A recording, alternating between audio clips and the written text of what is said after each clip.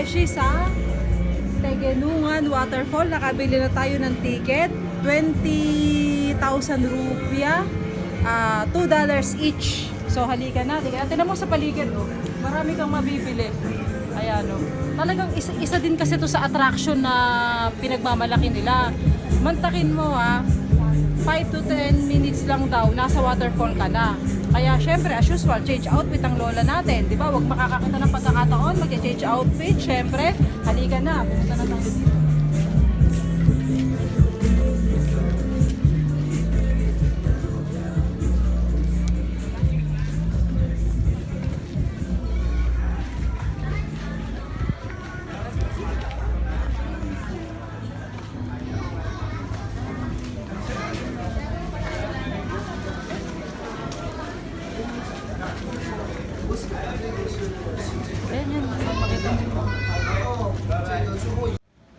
So ayan mga beshi, ayan na yung waterfall nila.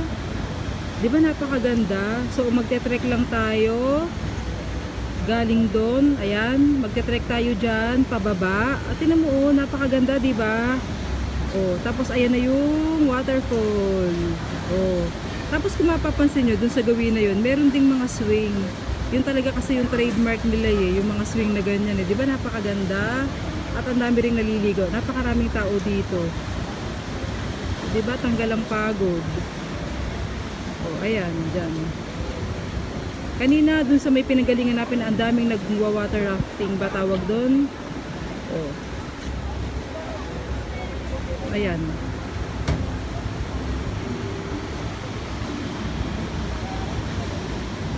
Kahit umulan, in fairness, hindi pa rin madilawang, hindi pa rin ma-brown yung tubig. Maski umulan na siya ng ganung kalakas in fairness. O, tapos doon sa baba makikita nyo, meron ding nest. Talagang yan kasi yung ano nila Ayan o, kung mapapansin nyo, ayun. So meron na namang nest doon. Ayan.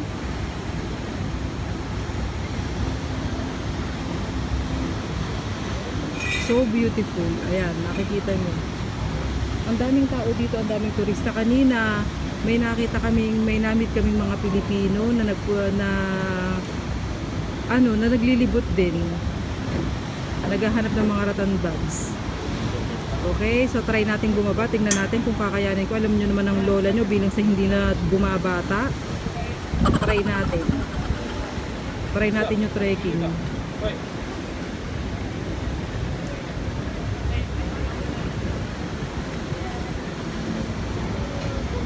Ayan mga beshi, napakaganda. Ayan mga beshi, pababa ng waterfall. Oh, di ba? Nasusubok ang muscles ko rito, Akala nila, And syempre, ayan, may mga pahingahan naman. Oh, alam mo naman na pagka ay, Diyos ko, muntik na ako sumubasog. Mauna ulo ko. Muntik na. Ay, meron ding, tinan nyo guys, on the way to temple and on the way to the waterfall. May temple pala dito. So eto mga beshi, ayun pababa may templo. Ayun siguro yung templong inaano nila. Ayun Teka, silipin lang natin ng konti. Kung ano yung meron dito sa templo na to. Kasi wala, ba't ako lang yata ang bumababa, Mariosep? Eto sa templo. Teka, papasilip lang. Gumugin na may ginagawa lang. Baka, okay. May ginagawa pa siya. Ayun, may gumagawa sa baba. May ginagawa sa baba ng templo. So, ito, papunta ng waterfall.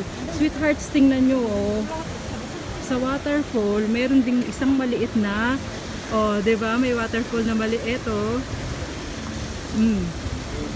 Tingnan nyo, ayun, Meron ding maliit na waterfall sa madadaanan natin. Ayan mga beshi. Halika, bumaba tayo.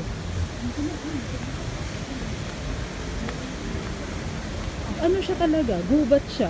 Itong sa bagay, sinearch ko naman talaga, gubat itong ubod. At saka in fairness sa dadaanan mo, sementado at may mga hawakan naman. Tapos may mga pahingahan, di ba? Pinakita ko naman may mga pahingahan. Pasensya na kayo, medyo mabagal ang lola nyo. Syempre bilang nagkakaedad na. Oh, 'di ba? Ito oh, pero hindi na natin 'to bababain. Gusto ko lang na ipakita sa inyo yung waterfall na maliit. Ayan oh. Oh. May mga nagpupunta ron. Pero ang main highlight, nako, eto na, malapit na tayo. My gosh, I'm so excited. Hindi naman ako maliligo, pero wala lang. Ay, mga Koreans. Gusto ini-invade na ang ng mundo itong mga mga K-pop natin, mga kapatid. Oh, diba? Nasubok dito ang English speaking skills ko. At in fairness, yung driver namin, nakikipagsabay ng English na ng lolo mo. Diyos ko. Ay! Diyos ko, yung mga gubaran dito nagaganap, mga beshi. Oh, oh. Ay, ito. Tinan mo, mga beshi, oh. Mga beshi, Diyos ko, parang inaanyaya ako ng... Oh my God, hindi nakaswinsut ang lola nyo. Oh, diba? Hindi ko alam kung ano tawag dito, parang... spring lang, nakalagay. Spring lang. Pool, tapos spring lang siya. Ayan, ito ang galing. Mga beshi, tapos... dito naman, alalang, pahingahan, tapos may ginagawang CR. Tapos ito na yung papuntang waterfall. O, di ba? Tama nga yung sinabi, 10 minuto lang na lakaran. Andito na tayo mga beshi. Diyos ko, syempre ngawit-ngawitan ng very very light sa paghawak ng camera. Pero alang-alang sa makapag-vlog. Sige, push natin yan. O, diba? Eh, syempre, ayun na naman po ang picture taking. Ay, dito, ang napakaraming Pilipino, lalo na kanila dun sa swing. Ang daming Pinoy, promise. O, ayan lang. Hanggang dito na lang siguro, hindi na ako pupuntang masyado ron kasi di mo na maliligo, mga beshi.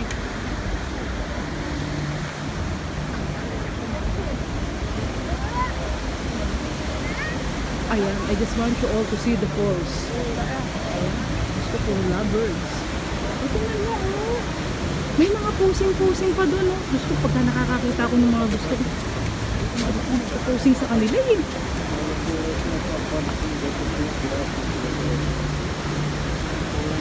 Ayan mga beshi, oh. Tinan mo, ayun, may mga lagaan na rin.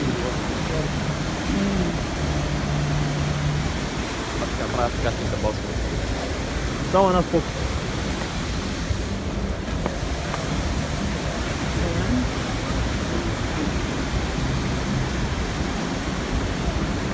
Let's go over there. Yun, charot.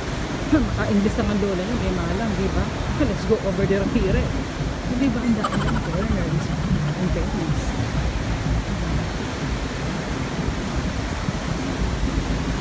Ay, Diyos ko, parang ang lakas ng ng tubig, ng current ng tubig, oh. Hindi naman ako maliligo. Pero ang ganda. Tapos sa taas mga beshi, oh. How forma, sa taas may mga swing. Parang bar yun, River Club, Bali. May umikse ng Koreano sa likodan natin. Ah, River Club, Bali pala siya. So, pumunta pa tayo sa baba. Masyadong sumisikat sa mga foreigner na sa aking vlog. Puro sila ang nakakita ko. Okay. Let's try to go down. Gusto, kawawa naman rin sa Anders mong suot. Nakalimutan ko kasi magdala ng tsinelas mga beshi. O, diba? Ito na tayo, guys. Oh, bongga. Ayan mga beshi, ayan siya.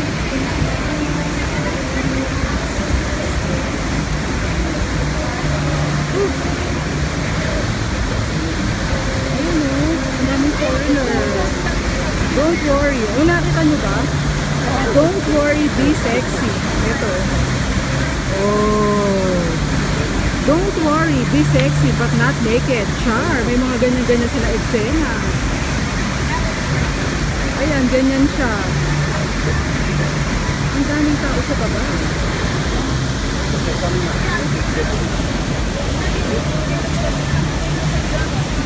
Tingnan mo, oh. Talagang naliligo sila, mga naka-swimsuit. Kanya-kanya ng aura. Ayan, nakikita nyo naman. Mga beshi, hindi aura lola nyo ngayon dahil uyak-uyatan lang ang peg. Diyos ko, tsaka baka mamaya ikasawi ko na yan. Diyos ko, ilog, di ko kaya yan. Ano?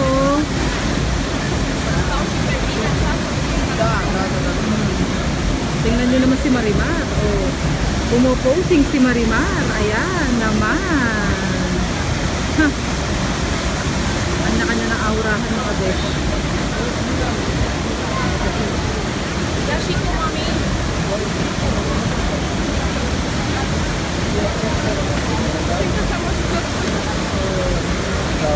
Tapos dito, ayan, may mga aura-aurahan sila.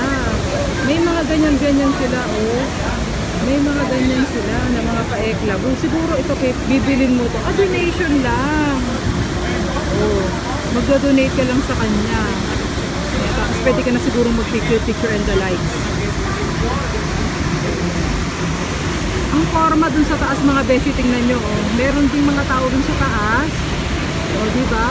May hagdan, tapos, ayun na yung River Club Valley. Napaka-forma, mukhang may live band pa dun sa taas, may mga music na tumutugtog. Napakagaling naman, man-made kaya ere, o talagang siguro naman hindi, ano. Kasi itong valley, ano talaga siya eh, parang feeling ko, gubat siya eh, na, ay, ang lakas ng ano ng tubig, oh.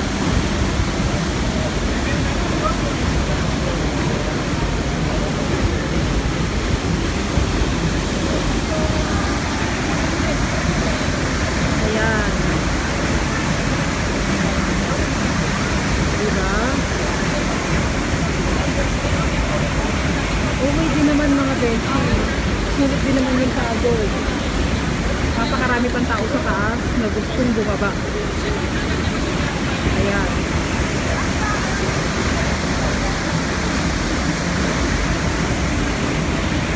May mga hagdan eh. Kagaya doon, may hagdan na naman akong nakita. Hindi ko alam kung saan naman kapalig yun. Siguro parang feeling ko exclusive lang yung taas na yun eh. Para doon sa mga guests nila eh. Ayun eh. Feeling ko exclusive lang yan para sa kanila. Ayan. So, ayan mga beshi. Ayan yung waterfall. Napaka-complicated ng pangalan ng waterfall. Pero, sa totoo lang, sulit siyang puntahan eh. Biruin mo, less than 10 minutes andito ka na. Tapos maganda din naman. Actually, ang lakas ng ulan, pero hindi naman, maganda pa rin naman yung kulay ng tubig, diba? Sa lakas ng ulan na yan, ha? So, ayun mga beshi, gusto ko lang ipakita sa inyo talaga to, pero hindi ako maliligo. Ayan, so ako papanik na. At may pupuntahan pa uli tayo, yung rice terraces naman.